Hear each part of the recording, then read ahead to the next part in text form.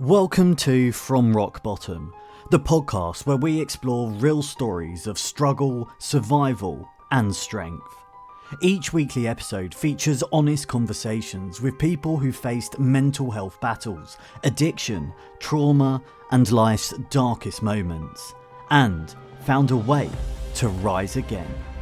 A quick content warning: some of the topics we discuss may be distressing or triggering.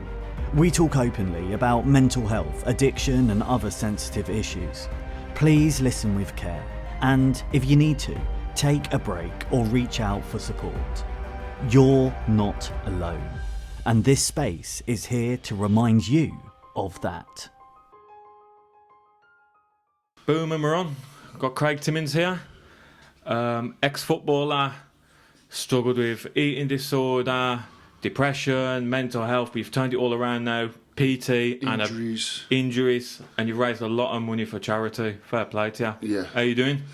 I'm good. It's nice to be here. Yeah. Lovely house, lovely setting. Thank you. No, thank you. Right, I want to start from the start. Tell me about your childhood. Considering my home was split at the start, Yeah. mother and father divorcing at the age of 2, I've had a pretty good childhood because they both met different partners and went on to marry again. Yeah. So it went from being unstable, living with your foster nan and granddad to the age of 8, Yeah. to having 2 stable homes. Yeah. How come you was living with your... Because my mum had moved in with them because we had nowhere else to go. Oh, okay, yeah, so you've still My dad unit, obviously just... lived with his mum at the time. Yeah. Then they both met new partners. Then both got houses with new partners, and they had 2. They also had 3 homes. Yeah. So I went from like having no home to 1 home to 3 homes Yeah. as an 8-year-old. Do you know what I mean? And then obviously my mum and stepdad had a family, so I've got brothers and sisters. But my mum and my dad and stepmom haven't got any other siblings with them. Yeah. So,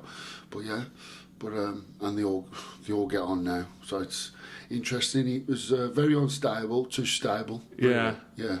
What was, when you was younger, when you was that age, was you ever exposed to anything mental health wise? Like, did you ever see I lived in depression Blacknell. I lived in Blacknell, Yeah. Bloxwich, so it was very rough at the time. Yeah, at the time it was very rough. Blacknell, Bloxwich. So you live by Valley Road and stuff like that. At the time, people say it's not rough now and that, but back in the day it was. Shakespeare was alive. I don't know if you've heard of Shakespeare. Yeah. Yeah, and obviously it's renovated now, regenerated. Yeah. It was knocked down and kind of built back up. But the childhood was tough because obviously it was one of them. It was in the street. It was all street stuff. Like you had to be streetwise. Yeah. But mental health wise, now you just saw things from other people, grown ups, like drugs, alcohol. Yeah. Yeah, robbing. And what was your opinions on that growing up when you seen that? Was that just normal, like, oh, so-and-so's on drugs, that's what it is? Did you understand, like, the complexities around it? Yeah. Obviously, living around the area, a lot goes on. Not saying too much. And you just see a lot, and as a child, you don't understand it. It's not till you get older, and then you understand it. Yeah. And you understand why that happened. Yeah. Did you ever struggle with anything yourself when you was younger? Not when I was younger. I have struggled in the past with, obviously, I've got an addictive personality. At what point did that come out? Probably when I come back from America and kind of give up hope of playing professional football again. Okay. Due to injuries, illness, depression, eating disorder. So I just did things that I wasn't really used to doing. Yeah. Going out, drinking, taking drugs. Yeah, all that, which is not good. But at the same time, what don't break you, what don't kill you makes you. Do you know what I mean? Yeah. But it's dangerous for someone with my kind of personality because All or nothing. it's all or nothing. Yeah. Exactly what it is. and we was talking about it yesterday. I'm an all or nothing person. I'm not gonna. If I go to the gym, I'm gonna train. I can't do an easy session. Yeah. I can't do a mediocre session. I've just got to train hard. Just train hard. Yeah. There's no. It's all about guts, blood and guts, blood and guts. Someone said to me, "Don't you just do like a nice easy session?" And then someone went, "No, that's swearing out." Like, yeah. We work like. Also, I wouldn't go. I wouldn't bother going. How did you get your addictive personality onto more positive things instead of negative? Like, how did you transition from the drugs to the good? Gym was a massive part. Gym and exercise. Gym and exercise was massive. Have you always been gym fit or just pick it up? I used to pick it up, drop it down, but it used to be either exercise fit, if you know what I mean, like cardio, body weight, or it'd be gym. I would either alternate it. Yeah. But I'm more gym now, more gym fit, but I can still do functional work. Yeah. So I'm trying to balance it where I can still do a 5k in 26, 27 minutes. Yeah. But don't forget, I'm nearly 16 stone. Mm-hmm. Where when I was 11 stone 10 and I played football at a decent level, I could do it in 19. Yeah. So that's the difference. But when I was 19, I couldn't squat 220. Yeah. And I couldn't bench 180. Yeah. Just finding that balance. Mm-hmm. Of course. But yeah, I've always been into the gym. So the gym kind of saved me when I was coming out. I was in my depression stages and my eating disorder, but the gym wasn't helping my eating disorder in a way. Yeah. Because I was binge eating. I had bulimia nervosa. So if you Google it, or anybody wants to look upon what it is, basically you binge eat. You eat as much as you can till you feel horrible and you're stuffed. The next day you just exercise excessively. Exercise and starve yourself. And you exercise. So it's one extreme to the other. Yeah. So like literally, I'd do an hour on the treadmill, hour on the rower, hour on the stairmaster, hour on the bike, and then hour on the cross trainer. So that's 5 hours. And this is no joke. At the old Bloxwich Leisure Centre, I remember. Then I'd do an hour of weights. Then I'd go and swim. And then I'd have a protein shake. And then I'd be sipping water and some BCAAs, but then I'd have a protein shake. And then the next day and I'd starve myself. And then I'd do it again. I'd train again the next day. And then my body would be telling me my glycogen stores are low. And all of a sudden I'd just crave sugar. And it'll go again. And I'll start it again. Yeah. And I was in this vicious circle that I had to go and see somebody. I need to get some help. So I had a couple of counsellors, to be fair. They helped me. I remember Paul from the NHS. He helped me really well. It's been a long time ago now, so you're talking probably 14 years ago. And he helped me a lot because he was into his fitness as well, which helped. But what I had to do is make this vicious circle, the length of the vicious circle. Yeah. I had to keep breaking the length, making it bigger and bigger. So one day, they just stopped. Mm-hmm. And we're here today. And yeah. It just takes time, don't it? Yeah. I'm in control. Mm-hmm. So my diet's good. I eat when I need to. I eat when I need to. If I fancy something on my cheat day, I have it. Blah, blah, blah. My head can kind of deal with things a little bit more. But it's to do with this. It is. And it all starts with depression and mental health. And that's what started. Yeah. So just going back to childhood, you said you had a split family, but then it kind of worked out and you kind of had two nice, loving homes. Yeah. How was that? Like, could you express yourself emotionally? You're going through stuff, or is it just kind of a stay strong because you're a son, a lad? Yeah, more of a stay strong. Yeah. I've got parents I can speak to, but at the same time, it was hard back then. It's like having had their own issues, especially like growing up on the Blacknall and that. Yeah. But you know what? I wouldn't change it. I love Bloxwich, I love Blacknall, but you tend to. You've got to like kind of stick it, put your chest up and just get on with it. Yeah. And that's where things have got to change really, because we've lost a few good people around the area that maybe with a little bit of a reach out, it could have been prevented. Of course, 100%. You know what I mean? 100%. So yeah, I'm just glad that we're all starting to kind of get on this thing about, look, you know what, just talk about it. Just Yeah. there's a problem, we can deal with it. Let's just talk, and it's okay you're not alone. It's okay to not be. Not be every okay. man is going through some kind of issue. Yeah, women, men. Obviously, when they look at men, they're like, oh, there's nothing wrong with him. He's a man, but it's got to change. It's got to change because there's a lot of men that have struggled. A lot of men have took their lives. Like I say, in the area, we've lost a few lads due to various different things. But I think if some of the problems I had, me knowing them, would have been spoke about, if they could have reached out for a little bit more help and talked about a few things, maybe it could have been prevented. Everything's fixable over time. I think so. It's just giving it that time, just giving it that pushing through that barrier. Yeah, agreed. Yeah, agreed. So, as you was a child, when did you start picking up football? Oh, street football, age of 8, Ash Street, Blacknell. That's where it all started. Yeah. Yeah. And then how did you move up them ranks? Just literally went to Silverdale, played for Silverdale for a bit, and then ended up playing for Hensford Town when I lived over Hensford, which was a decent little setup, and then moved on. Had some games at Walsall, signed for Walsall as a youth, and then I ended up going to Kidderminster Harriers. Okay.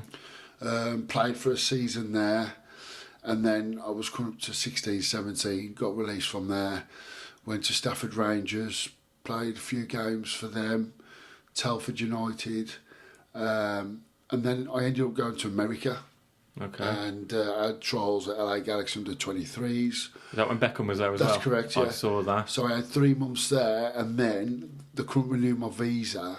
They wanted to keep me in the under 23s, but they had too many international players who couldn't renew my visa. So what happened was I ended up going to New Jersey Rangers in the PDL League because there was a coach who knew another coach who worked for them and spoke to them about me, and they was able to give me an 8-month visa, and I went to Somerset, New Jersey, and I lived there for nearly 6 months. But that's when I got injured, and I caught a virus as well. Yeah. What injury did you get? I had an ACL, and I've had 4 operations on this knee now through that. So when you got that injury, was it just I'm going to be all right soon, or did you think the worst? I caught a virus because I went swimming in a lake in somewhere in Philadelphia. We had 2 weeks off, and it was like this water resort. And there was like jet skis, all that. And I went had that life jacket on, and I was in the lake, and I had a cut on my foot, and apparently I had some blood poisoning, and literally I lost the feeling in my legs for 2 weeks. It was mad. Yeah. And I was stuck in hospital over there, and I was like, I remember looking over to the monitor, and my heart rate was like 30 odd beats per minute, and they kept coming in to wake me because they had a desk outside, nurse's desk. And there's like, you have a nurse, you have like a nutritionist when you're in America because it's different. Like, Yeah. And like, there was coming in, there was running, there was waking me up, and my heart rate was literally in its 30s. And I thought, I had a phone, and I rang my mum, and I said, look, you're going to have to come over here. I think I'm going to die. Like, literally. Yeah. Like, and there's like, son, I don't know if we can come over, you know. Are you sure I need to speak to your doctor, blah, blah, blah. And I was just like, what do you mean? Like, I think I'm going to die. You need to come over. A couple of weeks passed, and they managed to get the infection away. And I started to feel my legs again. I had a bit of muscle, like my muscle had gone to waste. So it was like learning to walk again. Yeah. It was mad. People don't realise this. I went through this. And then 2 weeks later, which was a month, I managed to get on a plane home, and I just wanted to get home. Yeah. And I didn't venture back into America after that. No. And that's when the depression started. So when you got back home, it was just normal football, your injuries ripped you off? Yeah, like I wasn't the same person. Tried to go and play with some of my old teams, some non-league teams, and I just wasn't the same. Yeah. I'd lost a load of weight. How did that make you feel, thinking like you was in America? Just literally, that's it, I'm done. I don't know what I'm going to do now. Yeah. I've left school with no qualifications. and I don't know what I'm going to do. Would you say that's the start of your lowest point? Yeah, definitely. Like you've come back from America, which is living the dream. Yeah. And then it's like, now what? I've gone from living in LA to New York. I was in New York nearly every weekend. Yeah. And then back in sunny old Bloxwich, looking like shit. Yeah. Do you know what I mean? So I was just like... So then, the stuff that I couldn't do, I thought, you know what? I ain't going to be a footballer now. I ain't going to play professional football. So I'll just eat what I want. Oh, I fancy about that. I'll eat that. I'll take that. I'll drink that. I'll go out there. I'll do that. Waste a lot of savings. Yeah. Did you feel like eating bad and all that stuff was making you feel better? Like filling a void? Yeah, just eat shit. I feel a bit better. Eat some chocolate. Feel a bit better. Yeah. And then all of a sudden, bang. You know what I mean? Drugs and booze? Yeah. Yeah. Unfortunately, yeah. Like, to what level and for period? Days. Yeah. Days with the eating as well. And then it'd be like, right, I've got to get back in the gym, and then I'd just beat myself in the gym. But it ended up, you'd only be in the gym 2 days a week. Yeah. Because you've done all that for 2 days. Like, you need to recover, then you go in the gym, you smash yourself for a day. You need to recover because you're hanging, and then you go in the gym for a day, beast yourself, then you go another day, you need to recover, and you're hardly eating anything, you're drinking protein shakes. Then you go in the gym again, then all of a sudden you go on a low and you need to eat, and then you find out drinking, and then you're taking stuff. Yeah. And How long was you stuck in that circle for? months. Yeah. To the point where I wanted to kill myself. Did anyone try and pull you out of it? Like, Craig, like, come on, look. My parents, Yeah. me younger brothers. How did you react to that? I knew I had a problem, but I just didn't want to really talk about it. Did you think you was under control of the problem now, or did you know you was a bit out of control? Yeah, but looking back, it was just out of control. It was just like, yeah. Yeah. What kind of professional help did you seek at the time? Doctors, counsellors, a trip to Dorothy Patterson's. Was looking at rehab at one stage. Didn't need to do it. Just managed to, like, come on, sort myself out. You know what I mean? And just come out of that vicious circle. But it took time. But yeah. What was your experience with the GPs and everything at the time? The best thing I did was talk to them, talk to people. The worst thing I did was hold it in and just try to hide it. Because at first I was hiding everything, trying to hide everything. Secret eating, secret drinking, do you know what I mean? Just trying to hide everything. It was ridiculous. So do you think you got the help and support you needed from the GP? Yeah, but it took me to say, because they look, if you don't talk to me, I don't know what's wrong. Yeah. They have to really, like, listen to you. And they did, to be fair. Because it sounds like you had a good experience, whereas I was younger. Like, depression for me started when I was 16, 17. I'd go and it'd be like, there's nothing wrong with you, you're too young to have something wrong with you. I'm like, so what am I doing here? Now that's wrong, because it's also scientifically proven that children can suffer from depression and start early. But again, it's the old vicious circle. If you was in your 60s and 70s, that's what they would say to you. And the 80s, there's nothing wrong with it. You ain't got ADHD. On the ADHD thing, there's no such thing. Like, it's just hyperactive. But there is people that have problems. You know what I mean? Behavioural problems, mental problems. And this is a problem. This is where the message has to go out that it's okay to not be okay, but just talk to people. Talk to your GP. And that's my message. Get in the gym, exercise. Yeah. Because that is the best. I refused all medication. Yeah. That's what I did. And I says, no, I don't want medication, because I know how people can rely on it. And I got stuck reliable to play football, because I started playing football again when I started to get my head back, just semi-pro level, like Pelsall Villa, Russia Olympic. I played for Pelsall for a long time, and I managed them in the end, before the club went bump. But we had some good times there. I played for Mark Bentley. I was captain the side as well, and I was taking tramadol to get through games because of my knee. Do you know what I mean? And then I got hooked on them. Yeah, they are addictive then. Yeah. Yeah. And so I felt brilliant, and you know what I mean? I got hooked on them. Where now I'm in control. If I need to take some painkillers, I take it for a reason. Where I was just taking them like I've got to play football, so I'm taking 3 or 4, and I'm buzzing. And then, but the thing was, I didn't need an operation. This was before my 3rd operation, and then my leg was blowing up, and I would have to go to hospital and have it drained. Yeah. In between Tuesday and Thursday sometimes, or Thursday and Saturday, and then play. And then a couple of weeks later, it blow up again. So then I did a 4th operation, did an osteotomy, really broke my leg. Where the good cartilage was, now that is being used. So because I had it's worn and torn cartilage this side, so I just re-broke my leg. So the good cartilage is working, and it's going to give me an extra 20 years. Yeah. So, and then I'll go have a knee replacement. So, but I'm going to be the first man to do an ultra marathon with a knee replacement. Fair play. I know you'll do it as well. I know you'll do it. So going back to that vicious circle you were stuck in. Yeah. What was the turning point where you was like, I need to get out of this? The night I wanted to kill myself, I think. So tell me about that. Remember it like it was yesterday. Where was you? I was in my room, in the attic room. Mm-hmm. And I think it was because one of my younger brothers, Kane, come and kind of what you could what's the word? Not stop me, but interrupted. Yeah. So I thought to myself, I've got to get a grip here. What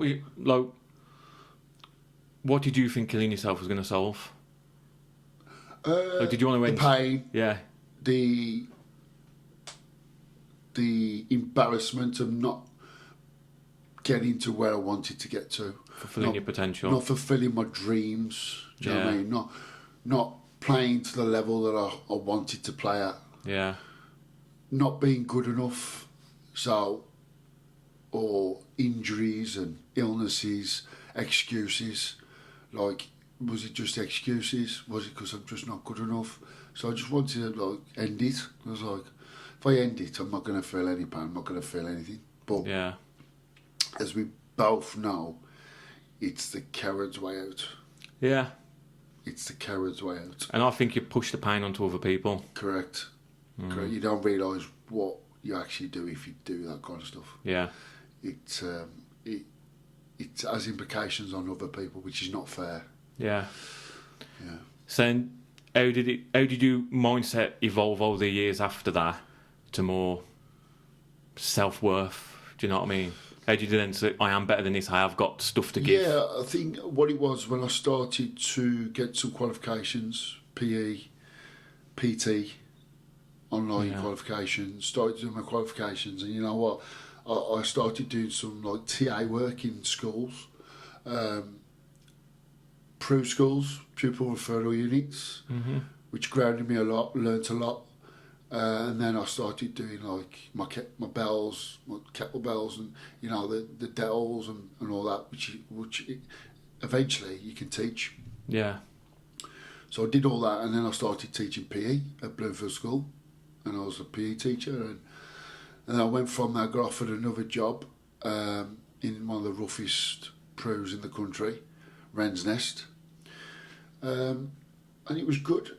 And I went, and the problem was I was just like a WWF wrestler. Yeah. I wasn't a teacher. I was just literally restraining kids 3 or 4 times a day. It was mad. And that's all I was doing. And I thought, you know what? I went to Braybrook, at an orchard over at Blakeney, Wolverhampton.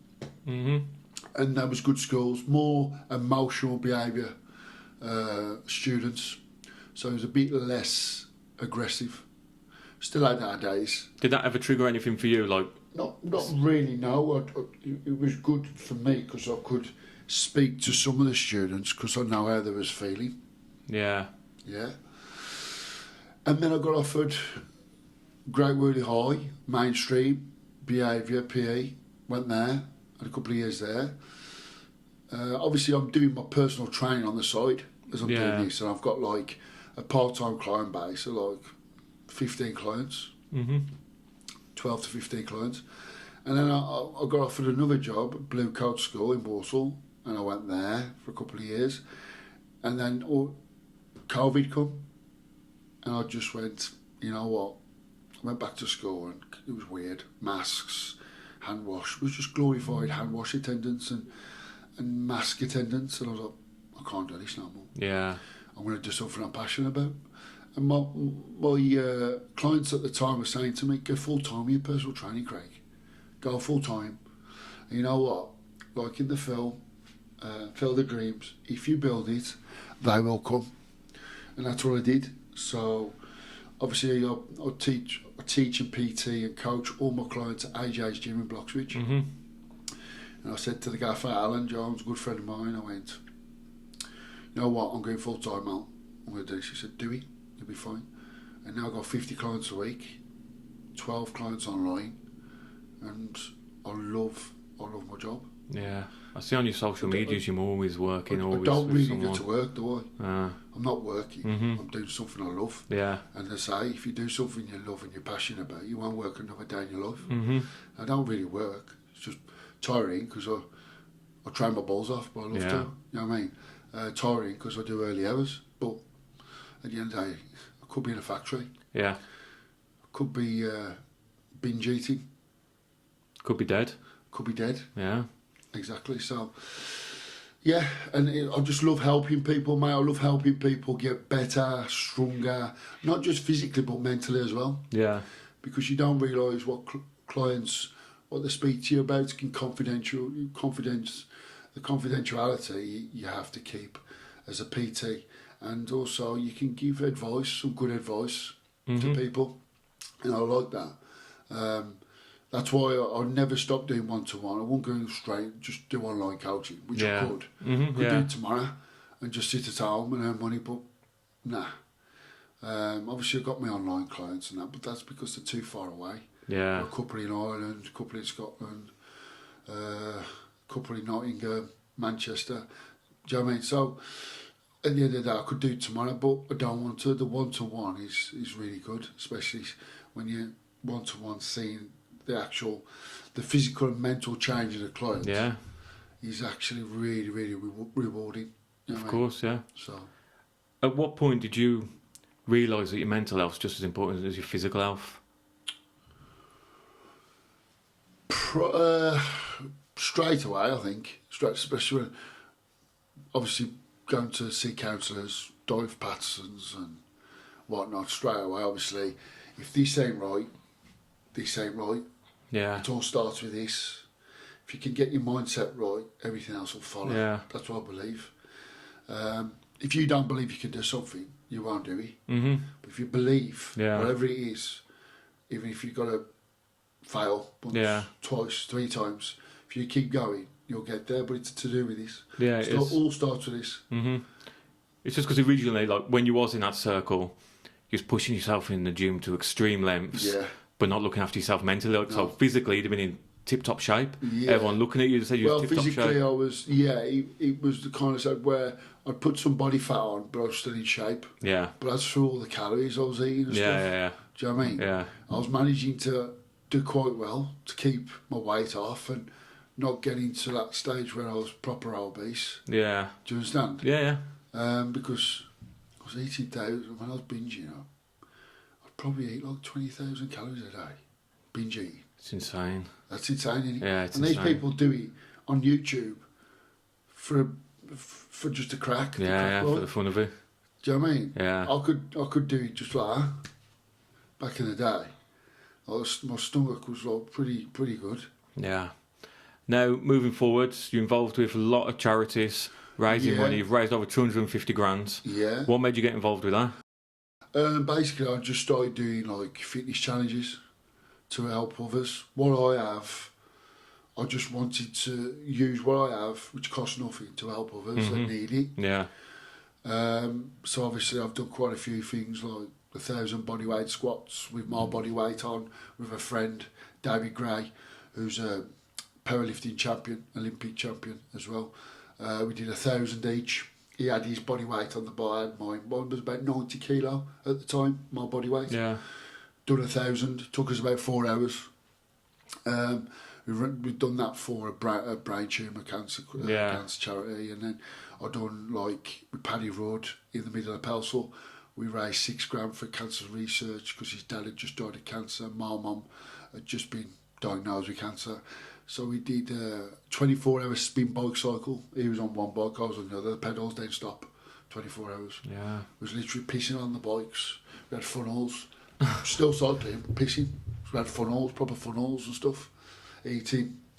And done the walk to Blackpool for Tommy Brown. Yeah. Yeah, raised $17,000 doing that for him. Lovely family, good friends. Now they're like brothers and sisters to me with all the siblings. Tommy, Lee, Shepherd, is a good mate of mine now, Tommy's brother. Julie, Tuckley, Tommy's mum, Dean Brown, his dad. Like family now. Yeah. Obviously I did the 24-hour burpees for Jordan. That was just normal burpees in one spot in the gym. Another nice family I've come across. Jordan's not very well at the moment. So I did that for him because obviously he's got a condition that won't get any better. So I raised some money for him. I think that was about $5,000. Also, obviously, I'm probably missing a couple out. Yeah, you've raised a lot, so you're better. Yeah, the mile run on the hour, every hour for 52 hours. Yeah. Yeah, did that.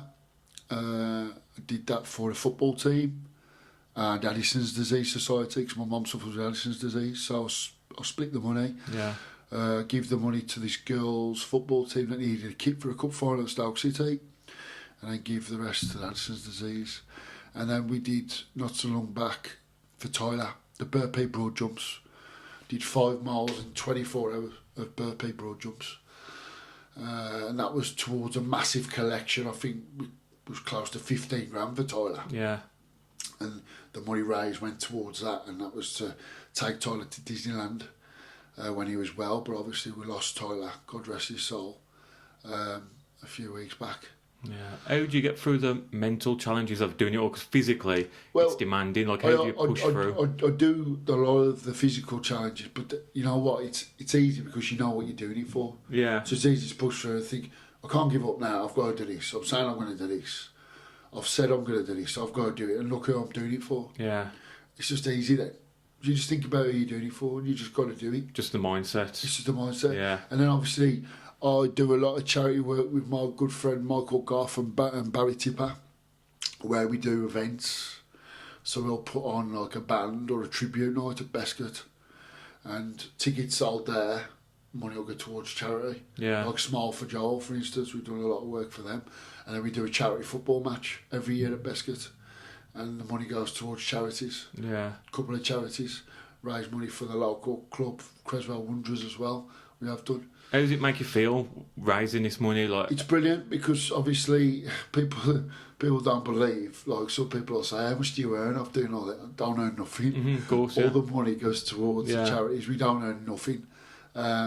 We literally, like, I'm self-employed, so I give up spare time working hours to do this stuff. But people don't realise.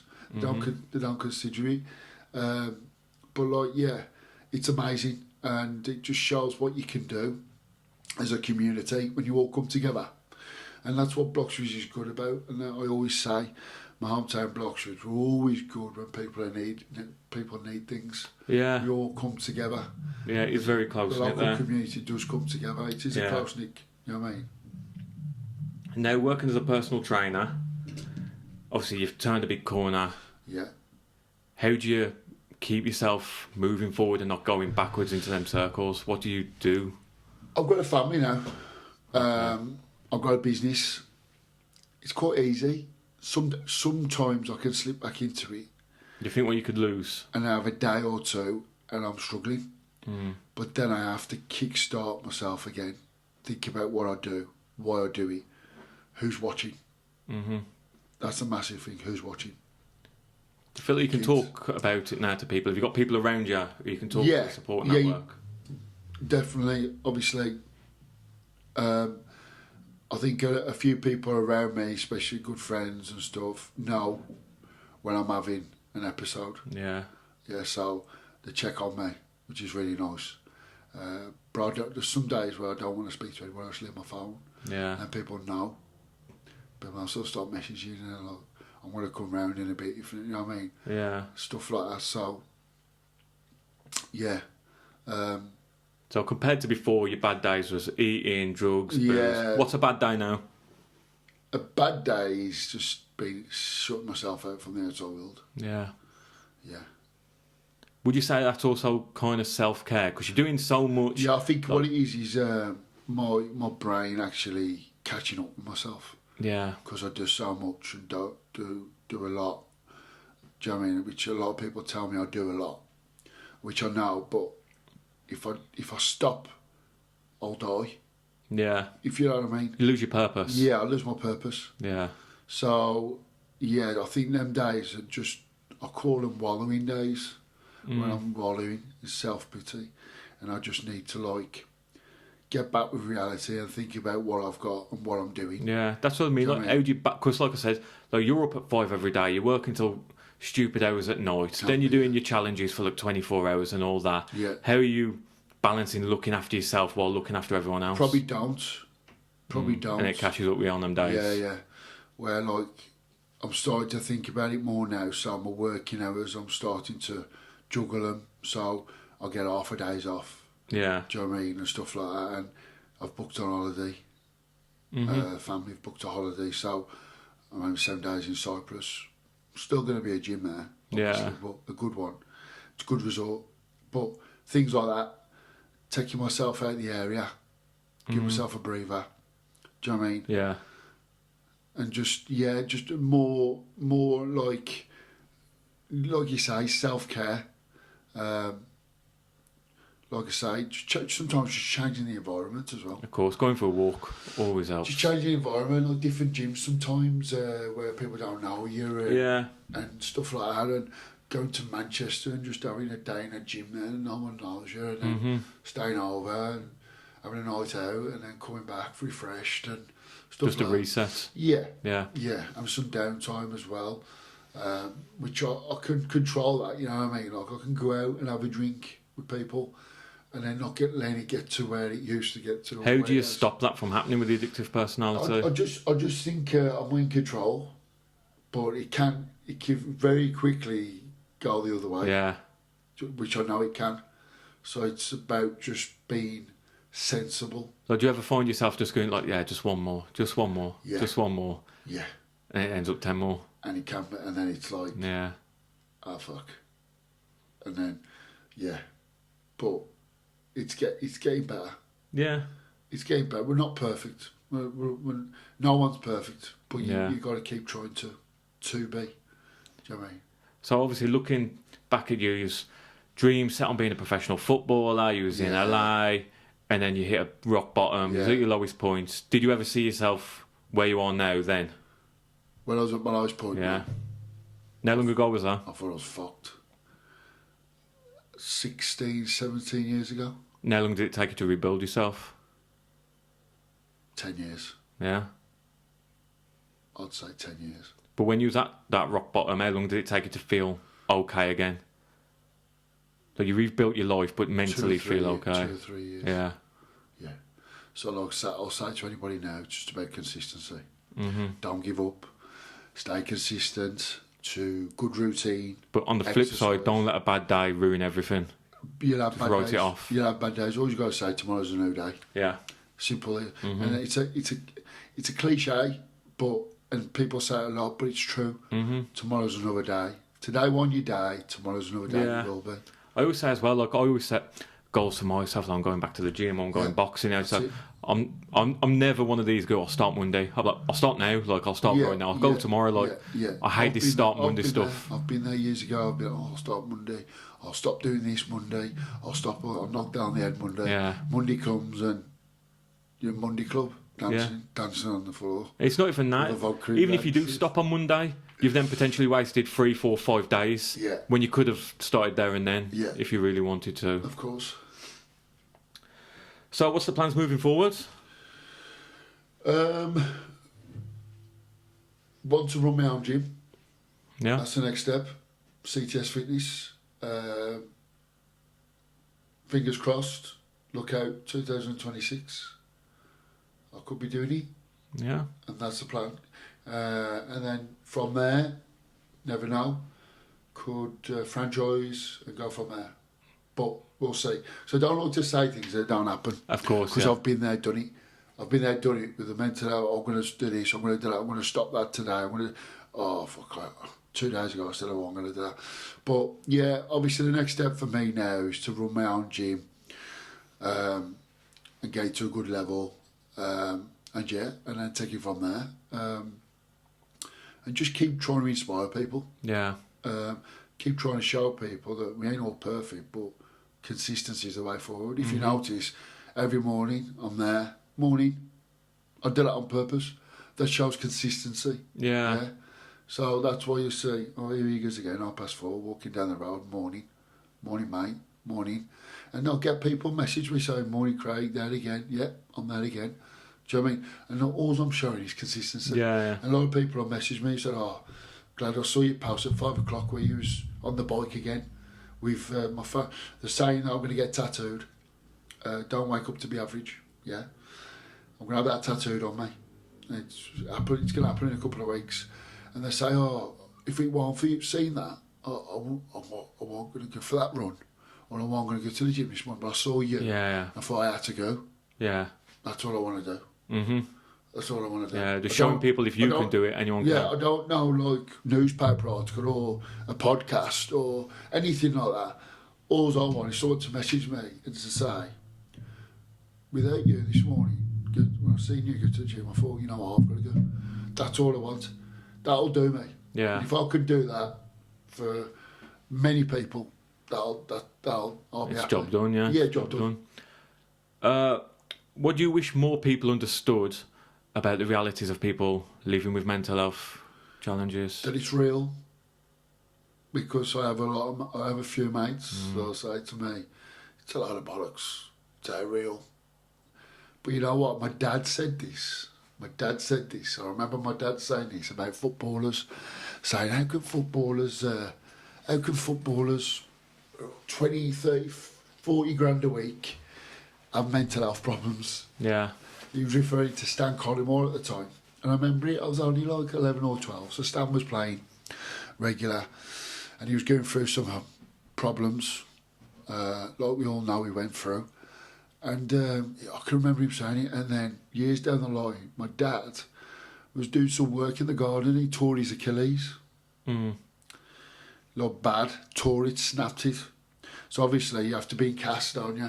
And then every couple of weeks they have to set your foot. Yeah. Yeah, because the Achilles, the way it has to heal.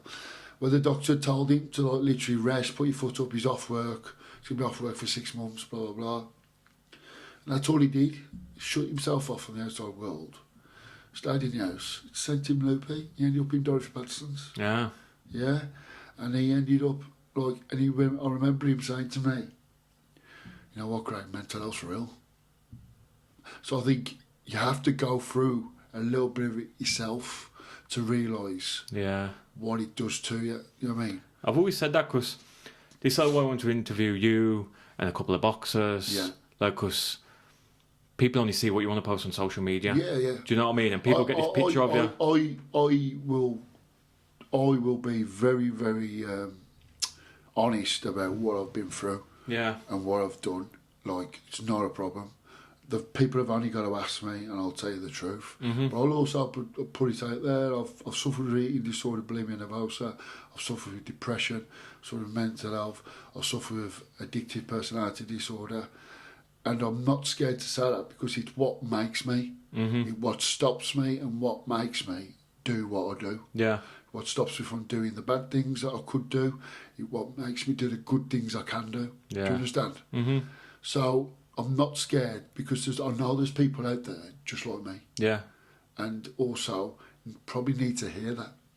Mm-hmm. Yeah. Yeah. So like I say, don't shut off. Talk to people. I'm on social media. If you want to drop me a message, I'm there. It's not a problem. I'll get to you as soon as I can. But if you need any advice, Anybody out there that's watching, if you are watching, and I can help you, I'm there for you. Good man. Do you ever think now? Is there ever been an issue now or in the past where you think you're going to get taken seriously? Because I know I struggle with that a lot. Not so much now, but when I started struggling and going to the doctors with the problems, yeah, because my mum and dad weren't sure about it, like, Yeah. my real dad, like I said, my Yeah. stepdad, what's he on about? He's going through mental health issues, depression. What? How can he be depressed when he's on 40 grand a week? Very easy, Dad, very easy. Well, you know now. Yeah. You didn't at the time, but now you know. Yeah. Do you know what I mean? Because it's not because you're earning that money, it's because your head. Yeah. Your head's not right. Money's irrelevant. Money's irrelevant. Yeah. You could be a tramp and you still go through, you know what I mean? Yeah. Still go through the same thing. It doesn't matter about money. Money don't solve the problem.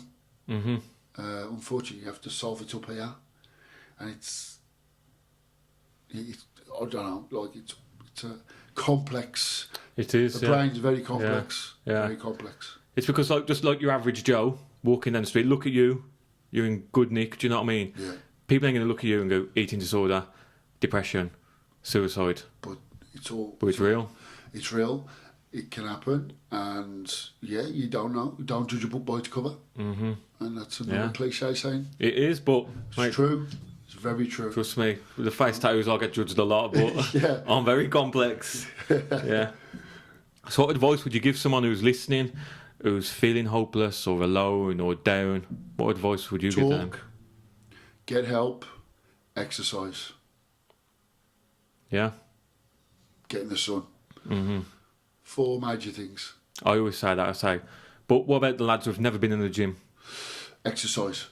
Anything. How Walk. like what? Walk, Because jog. there's a big Eat a bag in the garden for 10 rounds. There's a big scary thing about walking into the gym for the first time. Don't You're need going a to see. gym to exercise. Of course, You've got the environment out there. You got your floor there. Make a space. Do press ups, sit ups, heat work. Do you know what I mean? You know Yeah. dance. Anything's going to raise the body temperature, get you sweating. Shadow box. Yeah. Do 5 rounds of 5 minutes shadow box. I bet you got a sweat on. Mm-hmm. Do you know what I mean? Yeah. And I'll bet you any money you'll feel better. And that's the best medication you can do. Yeah. Is exercise. Mm-hmm. Go for a swim, jog, anything. Yeah. Do you know what I mean? The gym ain't always you ain't got to go to the gym to exercise. I've Yeah, always of said course, to these yeah. people. Let's go for a nice walk, have a canic chase down the woods, Easy wherever. environment. Just Hill sprints, all kinds of stuff. Yeah. Step runs, everything.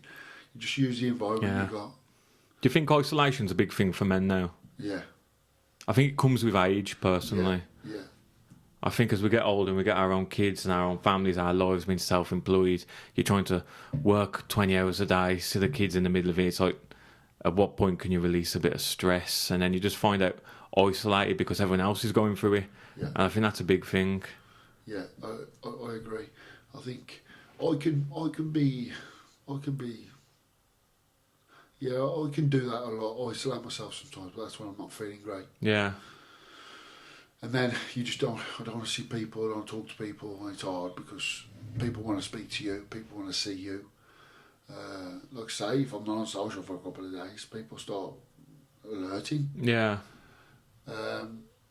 Which I understand, and I do thank them people who message me and drop me a message because they know I'm not alright, because they're close to me and they know me.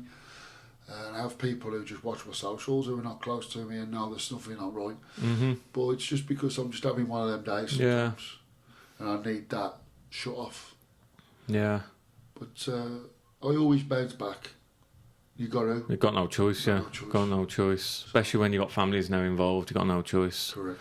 But yeah, just for the people listening, like, gym might not be their thing, and then they're just going to work, they're going home, they're alone. It's just like, that isolation's such a scary thing because you've got nobody to talk to. You might want to. Yeah. And yeah, I always say, like, people will talk back, just talk. Yeah, it's hard because, again, there is people out there, just what you've just said. They've got nobody about, they go to work, just do the same thing. Reminds me of my uncle, actually.